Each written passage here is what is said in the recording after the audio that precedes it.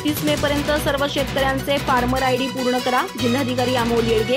जिल्ह्यात 3.24 लाख शेतकऱ्यांची farmer ID नोंदणी अद्याप अपूर्ण।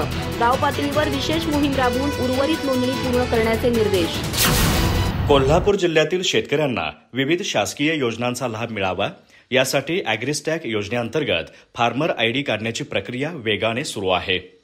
जिल्हाधिकारी अमोल येडगे यांनी येत्या 31 मे 2025 पर्यंत सर्व उर्वरित शेतकऱ्यांची नोंदणी पूर्ण करण्याचे स्पष्ट आदेश दिले आहेत। पावसाळा तोंडावर असल्याने आपत्ती व्यवस्थापनाची कामे सुरू होणार आहेत। त्याचप्रमाणे पीएम किसान योजनेचा पुढील हप्ता देण्यासाठी फार्मर आयडी अनिवार्य आहे। जिल्ह्यातील एकूण 7,41,000हून अधिक शेतकऱ्यांपैकी 4,17,000 जणांची नोंदणी पूर्ण झाली आहे। मात्र अजूनही 3,24,000 शेतकरी नोंदणीपासून वंचित आहेत।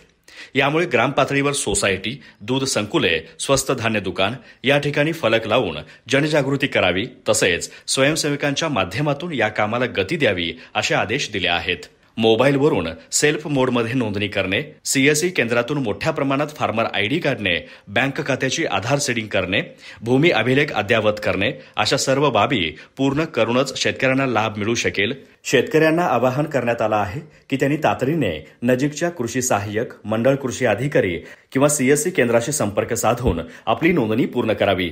तालुका स्तरावर तहसीलदार, गट विकास अधिकारी व कृषी अधिकारी यांनी एकत्रितपणे नियोजन करून ही मोहीम 31 मे पूर्वी यशस्वी करावी असे स्पष्ट निर्देश जिल्हाधिकारी अमोल येडगे यांनी दिले आहेत।